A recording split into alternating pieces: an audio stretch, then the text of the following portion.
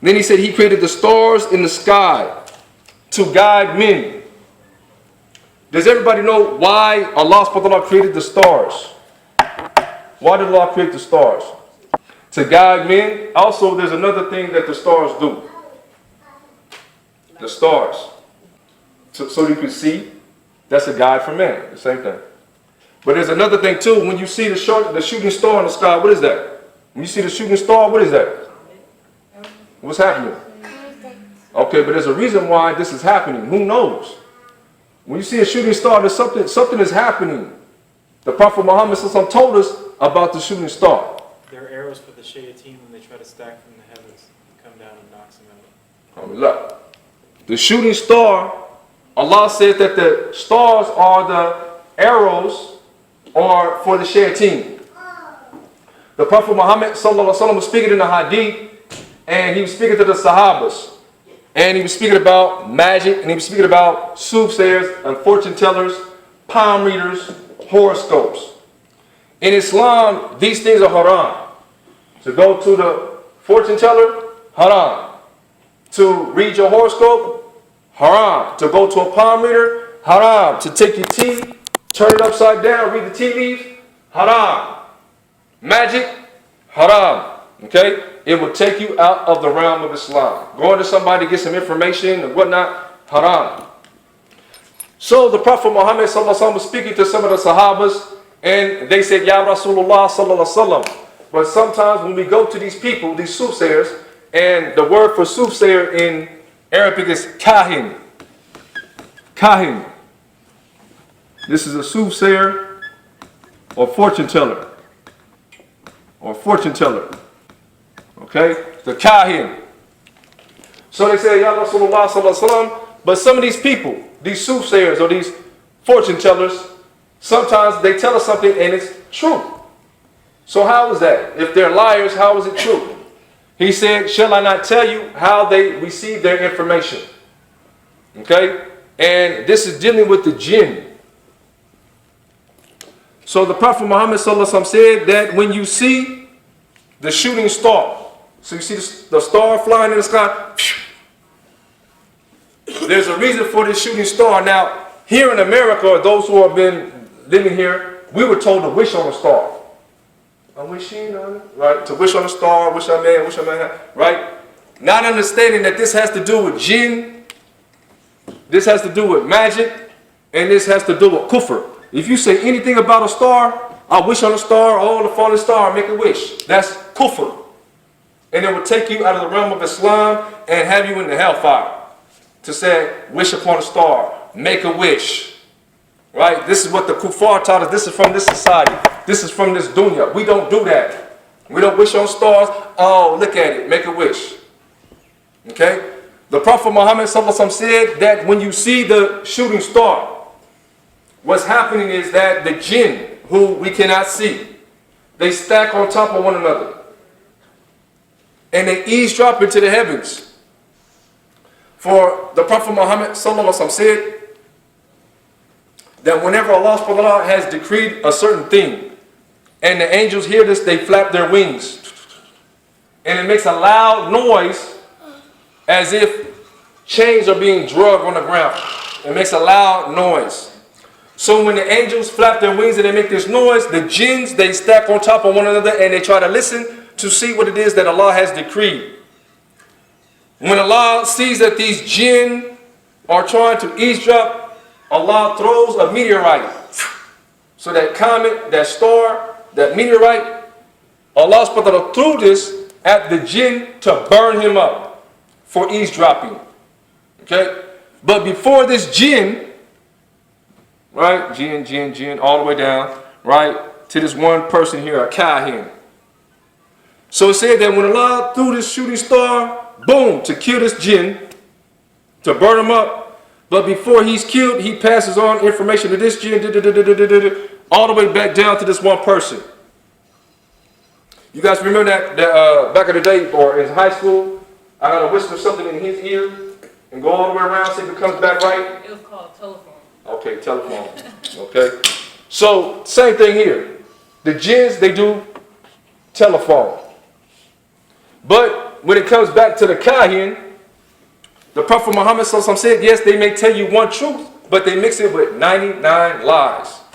So you have fortune tellers and people that go to jinns and soothsayers. You can go over there and they can tell you something, and they'll tell you something true because they're talking to the jinn. This kahin, he has a relationship with the jinn. Allah talks about this in the Quran. Do you not see those who seek izzah or power with the jinn, trying to get power and prestige from the jinn? Right? Just like what? The genie in the bottle, the genie in the lamp. 3 wishes. Give me a wish. Right? But you got to do something. You got to sell your soul for that. So these kahins, these soothsayers, these fortune tellers, they have committed shirk and they're going to the hellfire. Because they are in cahoots. They are communicating with the jinn. Okay? And so this kahin, it can speak to the jinn for however reason, however it can do it. But the jinns whisper to this kahin and give it information. You guys watch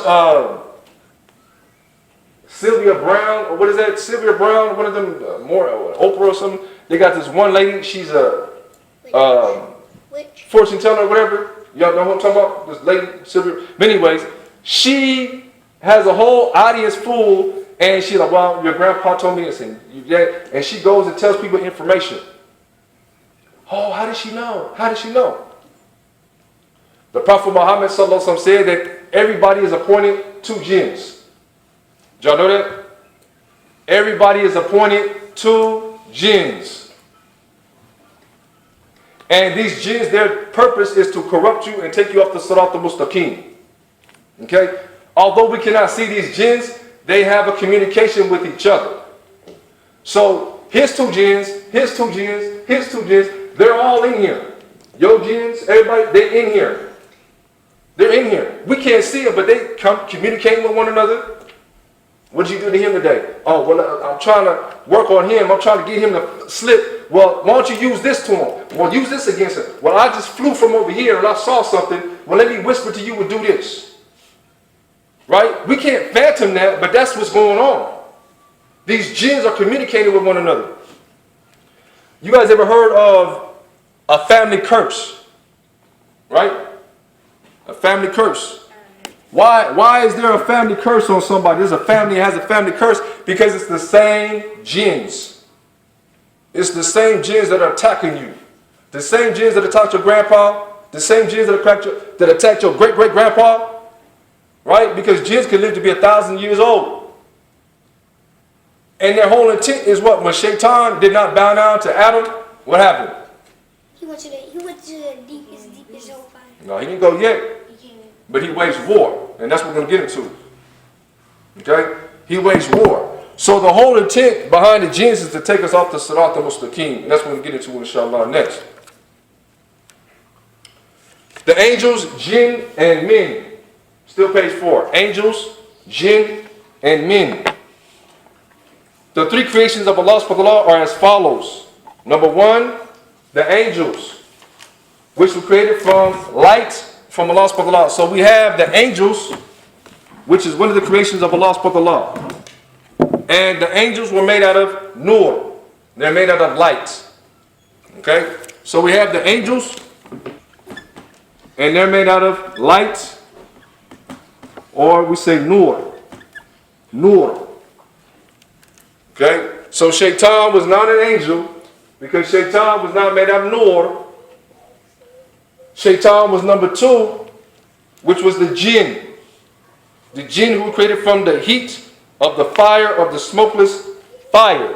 So the jinn, they're made out of smokeless fire. And we have the dalil with regards to Shaytaan being a jinn. And the dalil is in chapter 18, verse 50. Chapter 18, verse 50. Shaytaan was a jinn. Number 3, the 3rd creation is man. The 3rd creation was man. Man who was created from dry clay of an altered black mud. With regards to the angels and jinn, they were created before mankind. So before Adam was created, before Eve, before any type of mankind was created, the angels and the jinns were created first. with regards to how long before, Allah knows best, but we will see this truth in the verses to come. And we have all these ayats that are on this page, and all of these are your dalil with regards to the story of the jinns and them being here before mankind. And indeed we created men from a dry clay of altered black mud. And before him we created the jinn. And before him, meaning before mankind, we created the jinn from the flame of the heat. Those who are not familiar with the jinn, we will try to clarify and bring understanding. Those who are not familiar with jinn, we'll try to bring a better understanding, inshallah. The word jinn comes from the word ijtinan, meaning concealed from sight. So the word jinn comes from the word ijtinan, right, meaning concealed from sight, right? The jinn, they are concealed from sight. Not everybody can see the jinn. Some people can see jinn. It's rare. But not everybody can see the jinn because the jinn are concealed from sight and they are part of the unseen. The word jinn comes from the word ijtinan, meaning concealed from sight. Therefore, to most of mankind, the jinns are invisible. They are invisible, but they do exist.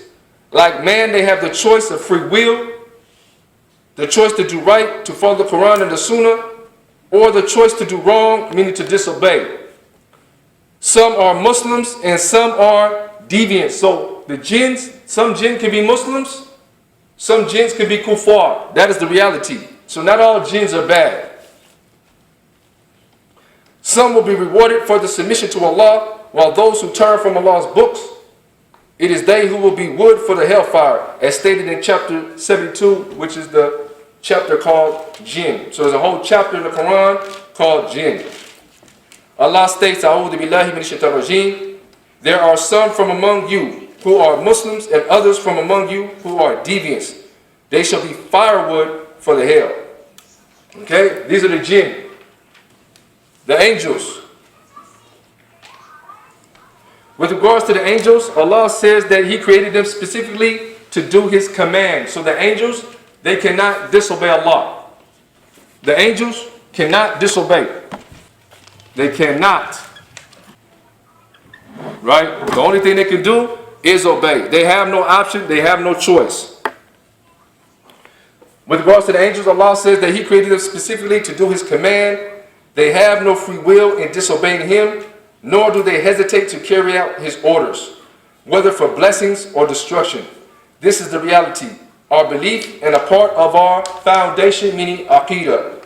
This reality of angels, jinn, and men is very vital in our wish to obtain higher degrees of iman and taqwa, for this is the basis of our belief system and a pillar in our structure of deen.